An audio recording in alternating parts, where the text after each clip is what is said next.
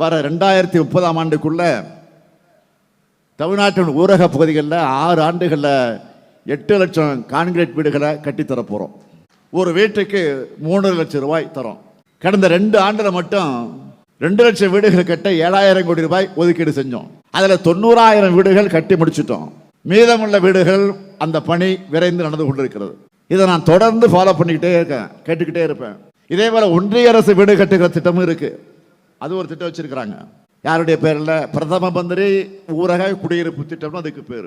ஒரு வீடு கட்டுவதற்கு 1,20,000 நிர்ணயிச்சாங்க. இதில் 60 விழுக்காடு நிதியை ஒன்றிய அரசும் 40 விழுக்காடு நிதியை மாநில அரசும் தரணும். 1,20,000 வீடு கட்ட முடியுமா? அதுலேயும் 60%, அதாவது 72,000 ரூபாய் தான் ஒன்றிய அரசு தருது. மீதி கூடுதலாக நம்ம மாநில அரசு 1,62,000 ரூபாய் கொடுத்து வீடு கட்டி தரோம். பேரு தான் அவங்களோடது, நிதி நம்மோடது. அதனால தான் நான் ஏற்கனவே ஒரு டைலாக் சொன்னேன், நினைவுபடுத்தினேன். மாப்பிள்ளை அவர் தான், ஆனால் அவர் போட்டு இருக்கக்கூடிய சட்டை என்னோடது. இப்படிதான் தமிழ்நாட்டுக்கு தர வேண்டிய நிதியை ஒழுங்கா தர்றதில்லை. தந்தாலும் அரைக்குறை தான்.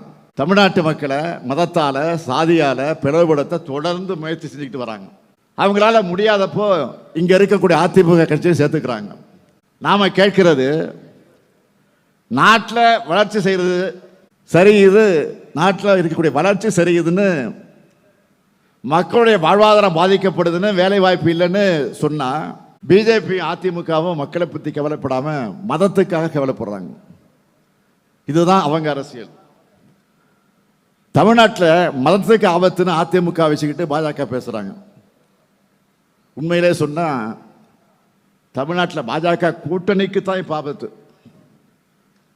மிஸ்டு கால்லாம் கொடுத்து பார்த்தாங்க, கட்சியை வளர்க்க முடியாமல் போனவங்க தங்களுடைய அரசியல் லாபத்துக்காக இப்போ கடவுள் பெற மிஸ்யூஸ் பண்ணுறாங்க, மிஸ்யூஸ் பண்ணிட்டு இருக்கிறாங்க.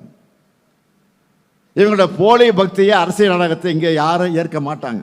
இது தமிழ்நாடு, தந்தை பெரியார் உருவாக்கிய மண், அண்ணா வளர்த்த மண், கலைஞர் அவர்கள் இதை மீட்ட மண்.